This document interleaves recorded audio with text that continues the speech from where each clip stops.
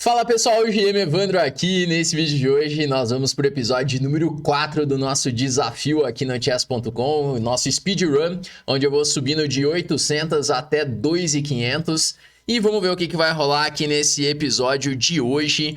No último episódio enfrentamos aí um adversário bem suspeito, vamos ver o que vai acontecer aí nesse episódio de hoje. E eu vou jogar uma abertura diferente, que eu ainda não joguei no desafio, que é a abertura inglesa. Foi uma abertura que vocês pediram bastante nos comentários aqui dos vídeos do desafio, do speedrun. E eu vou explicar um pouquinho sobre essa abertura aí nos próximos episódios. Vou jogar algumas partidas com a inglesa. Então a abertura inglesa é uma abertura, assim como o E4 e D4, que é uma abertura bem interessante de jogar. E a estratégia das brancas é lutar pelas casas brancas aqui do centro. Por exemplo, o peão de C4 controla muito bem a casa D5. E em muitas posições eu vou jogar fianquetando esse meu bispo, jogando com G3 e bispo G2. Mas nessa partida, como o meu adversário jogou com B6 com a ideia de jogar bispo B7, eu não vou jogar o G3 assim tão rápido. Mas é uma ideia bem típica. Geralmente nas posições de inglesa, esse bispo ele fica aqui em G2 e o bispo ele tem um papel muito importante na diagonal. Bom, meu adversário fez aqui um bispo A6, que é um lance um pouco estranho de ser feito. Seria mais natural colocar o bispo em B7. Eu vou jogar D3, defendendo aqui o peão de C4. Ele voltou o bispo para B7, já é uma perda de tempo. Não faz muito sentido isso que ele está fazendo. Na abertura não é legal você ficar perdendo tantos tempos assim com a mesma peça. E agora, se eu jogar G3, ele tem a opção de tomar em F3 e jogar cavalo C6, cavalo D4, e o cavalo vai ficar bem nessa casa. Então aqui eu posso mudar um pouco a forma de jogar. Eu vou jogar com E4, ocupando assim o centro, às vezes podendo jogar D4 depois, levando assim para posições que vai parecer, na verdade, uma siciliana. Por exemplo, aqui depois de D4, C por D4, cavalo por D4, é uma estrutura de uma Maroxy contra uma siciliana dragão. Então, olha só, começamos aqui numa inglesa, mas de repente chegamos numa posição de siciliana já. E o meu adversário faz agora um lance muito ruim, que é esse E5. E por que esse lance ele é tão ruim assim? Acontece que depois do lance cavalo de DB5, eu começo a explorar algumas fraquezas que surgiram aqui na posição dele. O avanço do peão de E5 deixa fraca a casa D5 e a casa D6, que são casas que não podem mais ser defendidas por peões. Uma coisa que eu sempre falo para os meus alunos do Chessflix é tomar muito cuidado com os avanços de peões, porque no fim o peão não volta, e se você toma uma decisão que compromete muito ali estrategicamente, você pode ter problemas a partida inteira. Assim como aconteceu na posição do meu adversário. E5 é um lance que compromete muito. E ele fica agora com fraquezas eternas na posição. Então ele teve que me dar já o bispo de casas pretas. Eu já fiquei com um par de bispos. E esse bispo agora ele é um bispo muito forte. Eu posso jogar agora bispo E3, por exemplo, já pressionando o peão de B6, cavalo D5 é outro candidato, e eu posso inclusive combinar esses dois lances, jogando primeiro o bispo E3, que eu ameaço já ganhar o peão, jogando o bispo tomar B6, e a verdade é que ele já não tem uma maneira muito boa de defender. Ele jogou agora com o bispo C6 para defender, e o cavalo D5 pode chegar com muita força, porque ameaça B6 de novo. Se ele tomar, eu posso tomar com o peão de E, por exemplo, e continuar a ameaça lá em B6. Eu vou jogar esse lance então, cavalo D5, ameacei cavalo C7, ameacei bispo tomar B6. Ele vai ser forçado a tomar em D5. E eu posso até jogar um bispo tomar B6 intermediário, ao invés de tomar o bispo. Eu tomo o peão e ataco a dama de D8. E só então eu vou jogar tomando esse bispo em D5. E aí já tem um peão a mais, par de bispos, posição bem delicada já para o meu adversário. Vamos ver como que ele vai jogar. Talvez ele jogue um dama E7 para tentar trocar as damas, tentar simplificar um pouco a posição, porque o rei dele está muito exposto. Mas depois dessa troca eu posso até jogar... Aqui eu posso pensar entre dama toma. Dama D5 não é uma opção que eu tenho. Ele tem dama B4 cheque. Então vou tomar em E7. E agora C toma D5. E é uma posição que ele tá perdido já, que eu tenho par de bispos, peão a mais. posição muito difícil de jogar de pretas. Agora é aquele momento de converter a vantagem. Quando você tem vantagem, muito importante pensar em simplificações, né? Então, qualquer troca de peça, não qualquer troca, mas a maioria das trocas vão acabar sendo muito bem-vindas aqui na posição. Eu vou jogar um torre C8, agora ele fica com uns 2 cavalos cravados, né? Ele não pode mexer nem um cavalo de B8, nem um cavalo de G8, e eu ainda ameacei bispo C7, ganhando assim esse cavalo. Agora azedou de vez a posição para ele, porque vai cair uma peça. Se ele jogar... Bom, vou jogar aí o bispo C7. A verdade é que eu tinha mate. A verdade é que eu tinha bispo C5 mate, né? Bispo C5 ele podia abandonar. Era mate, assim, não tem nem o que falar, né? Bom, mas não tá ruim ganhar a peça também, mas o mate seria melhor, né? Dar mate 1 de vez em quando é bom. Bom, vou tomar então essa peça. Tô vendo se tem como achar outra rede de mate aqui. Mas não vai ter jeito, vou ter que tomar a peça mesmo. Bom, eu vou tomar de bispo, que ameaça outro descoberto. Bom, podia já estar começando a outra partida já, mas... Vamos ter que jogar isso agora. Bispo D6, tô vendo se bispo B5 vai mais rápido.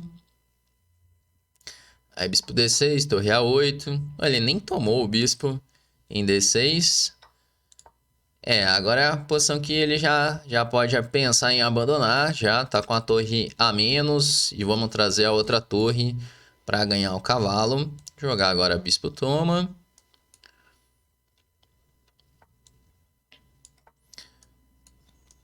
E ele vai ter que abandonar aí nos próximos lances. Então assim, foi uma abertura inglesa que acabou ficando um pouco diferente das posições de inglês, mas às vezes acontece isso na inglesa, até mesmo transpor para essas estruturas de Maroxy, como aconteceu na partida. Agora sim, lição importante, tem 2 lições importantes na verdade nessa partida, né? A primeira, tomar cuidado com os avanços de peões, né? Que por conta de um avanço de peão que ele fez, ele já ficou muito perdido. A segunda, quando você tiver mate 1, dá mate 1 que é mais rápido. Mas tomar a peça também ganha, né? Então, jogar agora... eu ia jogar de novo um bispo B3, mas dessa vez eu vou jogar dama D7 e dar mate. Aprendi a lição já. E vamos para uma próxima partida. Vou colocar aqui para jogar uma segunda partida nesse episódio de hoje. Então joguei uma abertura inglesa de brancas e agora de pretas. Vamos ver. Se ele jogar com E4, eu ia jogar uma siciliana, que leva para as mesmas estruturas de inglesa. Só que ele jogou aí com D4. E agora, qual defesa jogar? Vou jogar com o cavalo F6 primeiro. Ainda não defini nada. Pode jogar ser uma índia do rei, pode ser outra abertura. Ele jogou D5. Eu vou jogar E6, perguntando aí o que ele quer fazer com esse peão de D5. E a verdade é que depois disso eu já tô melhor já na posição, né? Eu vou jogar bispo C5, tô melhor desenvolvido. Ele já trocou ali o peão central. Olha, eu tenho um lance legal aqui que é cavalo E4. Se ele tomar minha dama, eu tenho bispo F2. Se ele toma em E4, eu tomo em G5. Vou jogar esse cavalo E4. Então, se ele tomar dama em D8, bispo F2 é mate. E agora eu tenho esse dama G5. Quando o cavalo F3, dama E3. E minha dama já está entrando ali em F2. Então, um teminha legal de mate. Esse sacrifício de dama. Lembra aquela posição do mate legal, né? Mate do legal, que é... que joga um cavalo... O mesmo tema, um cavalo por E5. Só que, é claro, é outra abertura. E aí ele já tá numa posição muito difícil. Então ameaçando dama F2, rei D2. Aqui... Vou jogar dama F2. O bispo pode entrar em E3 a qualquer momento, mas eu vou jogar um cavalo C6 primeiro, porque às vezes eu posso combinar o bispo E3 com um cavalo B4, alguma coisa nesse sentido. E eu quero rocar, jogar D5, abrir a posição para aproveitar que ele tá com o rei no centro. É uma posição que no geral eu não vou querer trocar as damas. Eu quero abrir essa coluna D para entrar com uma torre em D8 e assim conseguir ganhar por ataque a posição. Então, sempre que o rei do seu adversário estiver no centro, é interessante buscar esse tipo de lance, como o lance D5, né? São rupturas no centro. Sempre que você faz esse tipo de ruptura, vai abrindo a posição e as peças começam a entrar em jogo. Bom, eu vou jogar agora rocando. Aquela ideia de bispo E3 está aí no radar, ela pode chegar a qualquer momento. O problema é que bispo E3 ele vai jogar um dama E1, eu vou ter que trocar as damas. Mas é algo que não tem muito como evitar, eu vou acabar tendo que trocar mesmo. Porque se ele joga dama E1, dama E3, dama D2...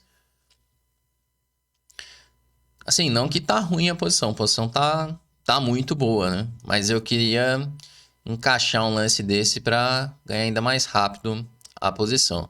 Só que agora ele jogou esse G3. A pergunta é, se torre por F3, peão toma, dama toma, cheque, e agora tá caindo em H1. Né? Eu vou jogar então torre por F3. E aí já cai material na posição. Então, assim, algo que é muito comum aí nessa faixa de rating, como eu já comentei aqui nos primeiros episódios, é essa questão tática que a maioria dos jogadores aqui nessa faixa de rating deixa passar muitos temas táticos da posição. Então, tem essas penduradas, entregando peça, né? Algo bem comum dessa faixa de rating, né? Por isso que quando aparece aqui um cara de 800 de hit, que não entrega nada na posição, o cara joga igual uma máquina, dá pra perceber muito rápido, porque dá uma diferença de nível brutal, né? Muito diferente a forma de jogar. Então aqui veio o cavalo E5 para cavalo F3, e aí eu tô ameaçando o mate em 2 com cavalo F3 e dama por F1. Assim, pra quem é um jogador mais experiente, você consegue sacar rápido se o cara tá usando alguma coisa ou não, né? Porque dá pra saber exatamente o nível que o cara joga, né? Um cara de 800 de hit, 1000 de hit, 1500, 1800, 2000, 2400, 2600, né? Depois de muitas partidas jogadas, dá pra saber com certeza a forma com que o cara joga, né, naquele nível. Pode acontecer, às vezes, o cara tá mais inspirado no dia, mas também não vai ser uma diferença tão brutal, assim, do cara jogar igual um Stockfish, né? Bom, aqui veio o cavalo F3 cheque, e agora precisamos achar o mate, onde dá mate aqui.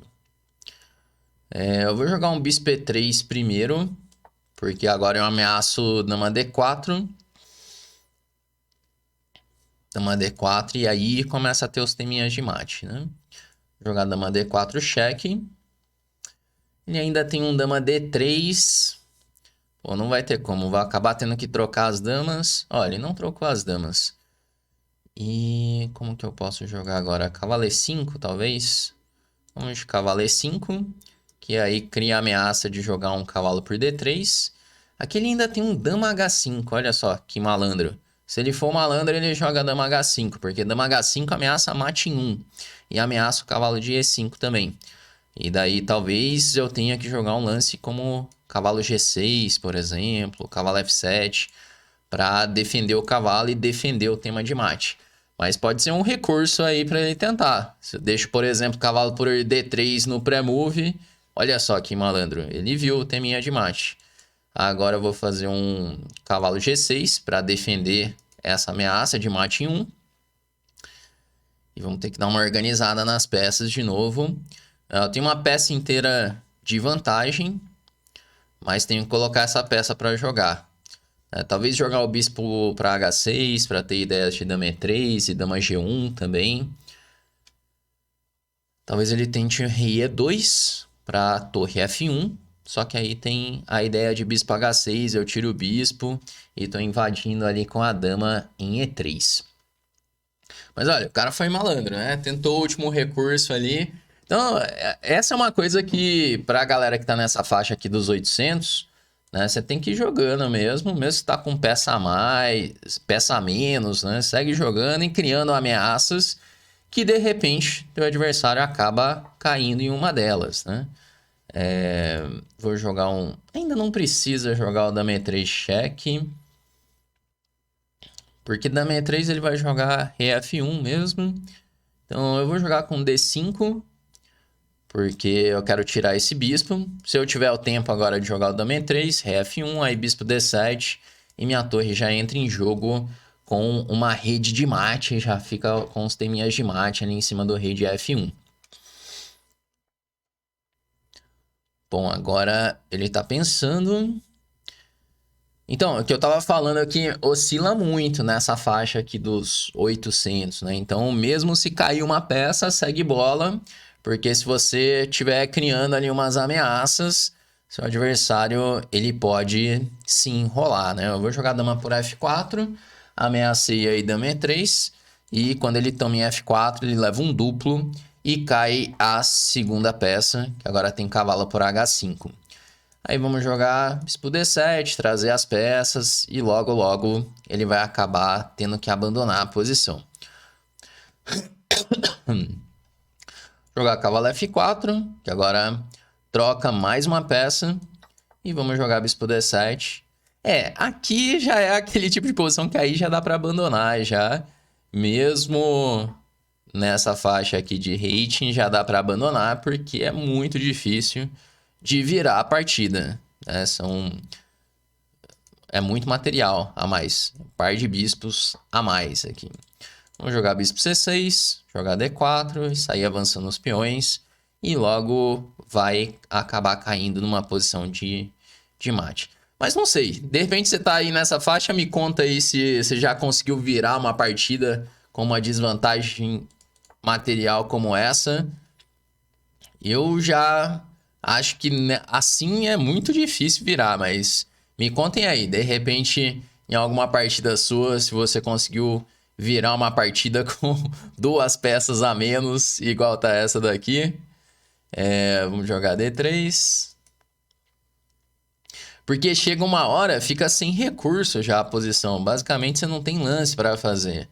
Aí fica muito difícil virar. Enquanto tem damas na posição, tudo pode acontecer. Mas numa posição quando aí fica muito simples assim, é só se acontecer um desastre muito grande, né? Bom, mas com isso, galera, chegamos aí a 838 de rate, então passando aí pela faixa dos 800 até os 900, né? E eu vou te mostrando aqui tudo que vai rolando em cada faixa. Vamos ver, nos próximos episódios a gente já vai chegando mais próximo aí dos 900. Bom, e antes de finalizar aqui, se de repente você gostou, já deixa aquele like aqui no vídeo. E se você quer aprender mais sobre xadrez, eu quero te convidar a conhecer o Chessflix, que é a nossa escola de treinamentos de xadrez, onde você pode treinar comigo e com outros grandes mestres. Eu vou deixar o link aqui na descrição do vídeo, que você pode acessar, ver como funciona e entrar para a lista de espera para a próxima turma do Chessflix, beleza? Vamos então encerrando por aqui e a gente se vê no nosso próximo vídeo do canal.